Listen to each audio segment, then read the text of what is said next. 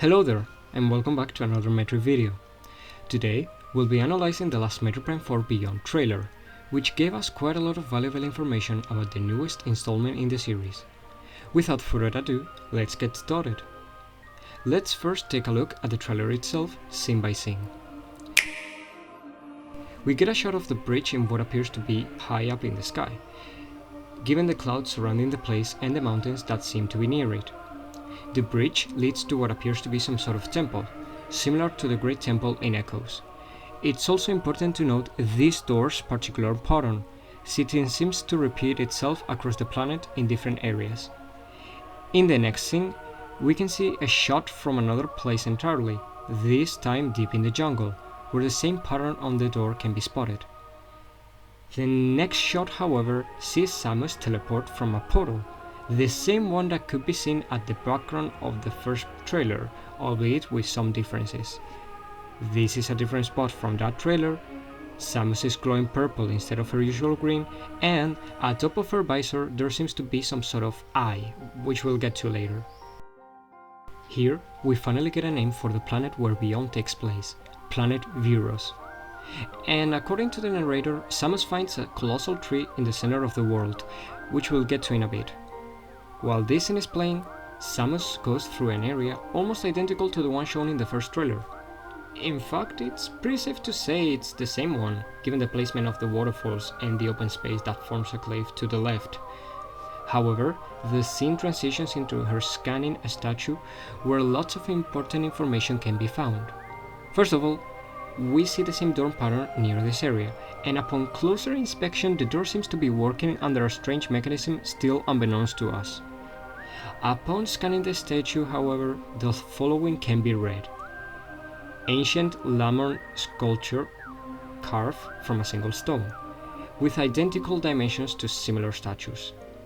A receptacle for a psychic mode is built into its forehead. Now, we'll get into the statue later on, but for now we can easily assume that the Lamorn are most likely similar entities to the Chozo and the Luminoth, that being ancient races that have been living in planets for eons. The next scenes are pretty straightforward. Samus gets ambushed by anthropomorphic alien creatures native from Viewros. However, there's a very unique trait here. Not only is Samus glowing purple, but her beam also contains this property. And since there aren't any missiles in the UI, and there's barely any tanks, this is pretty early on, and thus it's very likely that we don't get to use the regular power beam in the game as we know it for that long.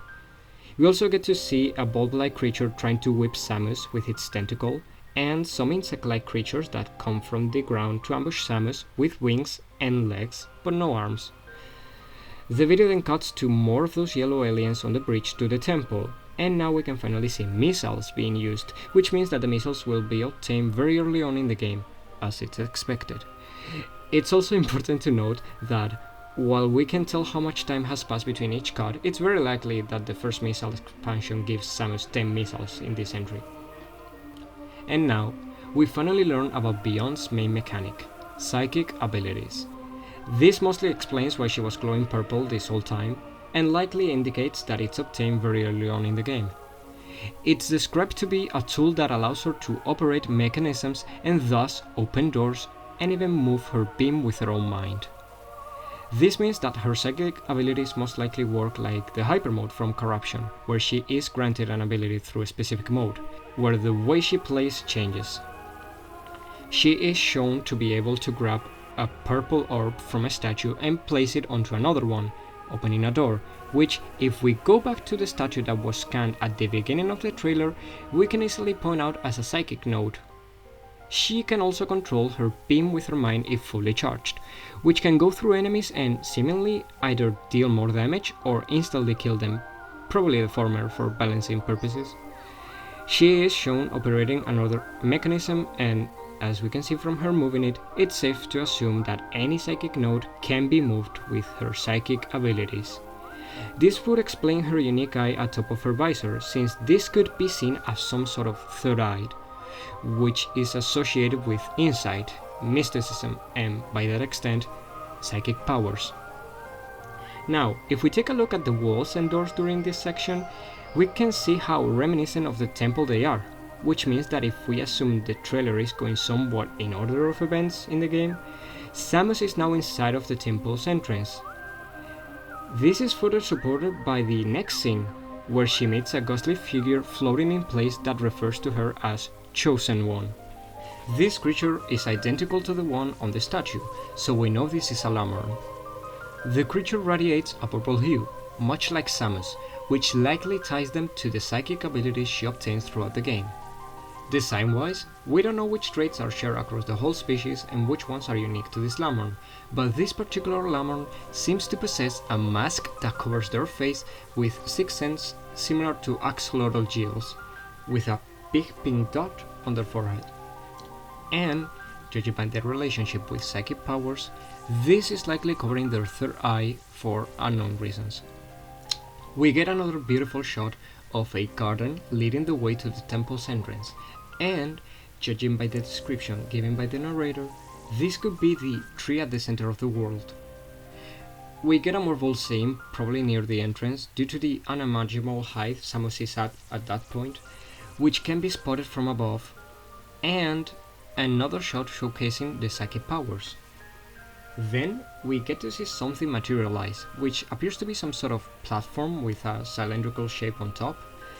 It's important to note that Samus is standing on top of an open flower, which probably activated the mechanism to materialize that. A shot from a mech of unknown origin trapped in vines shows up next, which could hint at one of the threats in Viewros, but it's not conclusive enough yet. And we get to see some very interesting shots.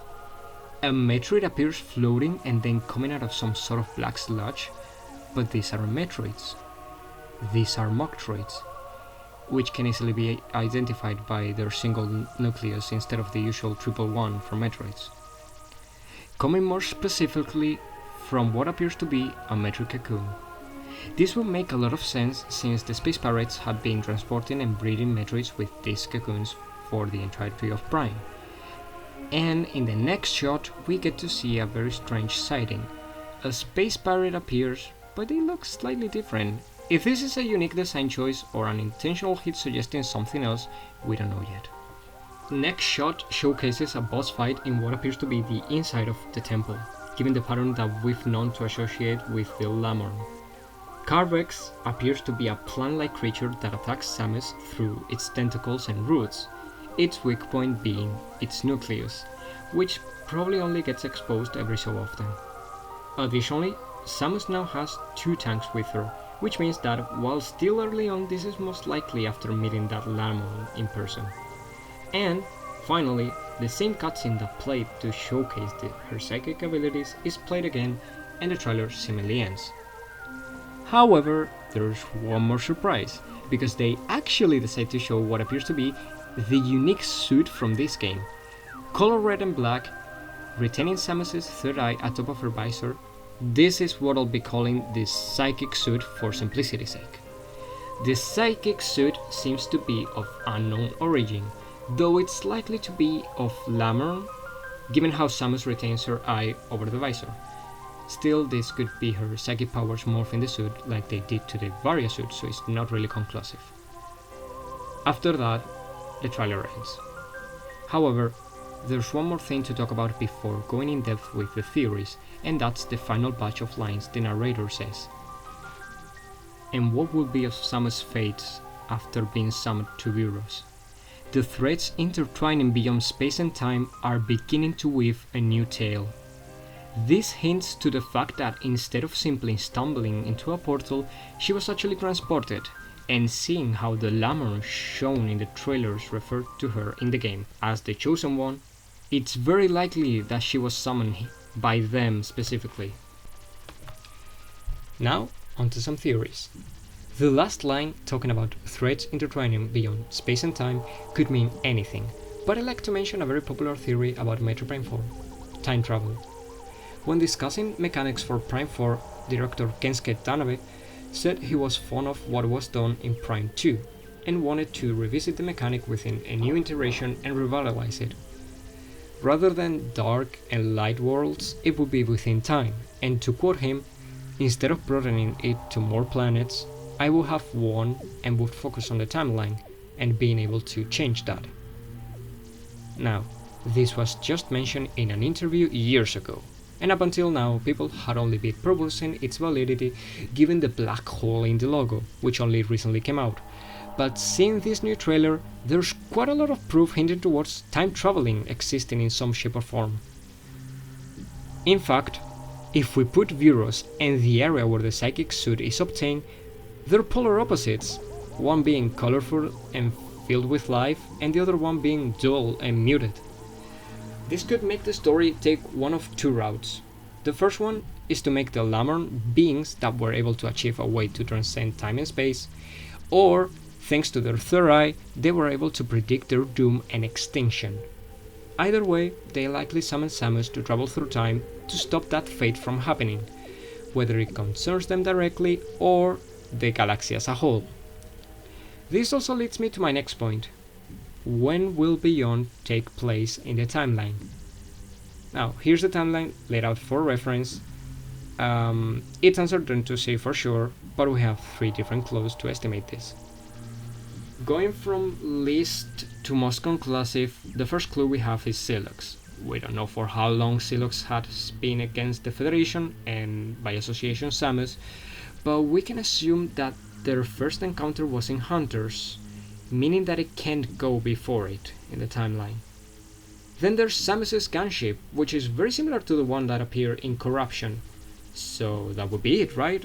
Since the ship doesn't appear in Samus Returns, then it could only go between those two. But this raises one big question. Where are the Metroids?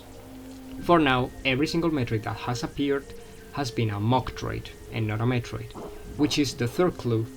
Mocktroids only exist due to the space pirates trying to clone Metroids and failing, leading to weaker versions of Metroids. However, the only other appearance of Mocktroids was in Zebes, so we can't really gather that much information.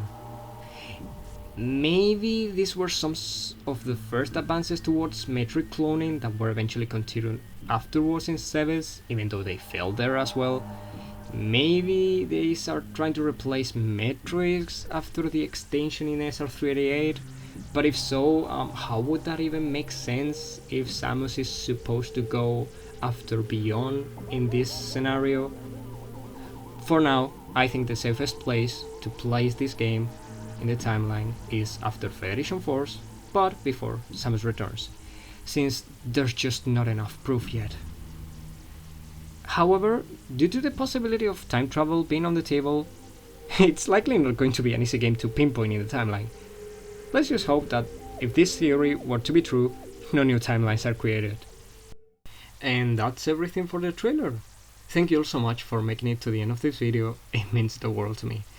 To be honest, this is probably one of the least scripted videos I've done in a while. I just wanted to get my thoughts out on the trailer, and I'm really hyped up for this game. I've been waiting forever, like everybody else, of course, and I just can't wait for it to be released. I know they will definitely deliver. The attention to detail is amazing, the areas just look incredible, the music seems to be just like the rest in the series, which is just top-notched. Everything about the game seems to be perfect. I just hope they deliver because I trust them. With that said, if you like to see any more videos like this, please let me know down in the comments below. I always read them. For now, I've been Ambercore, and it's been a pleasure to have you. Thank you.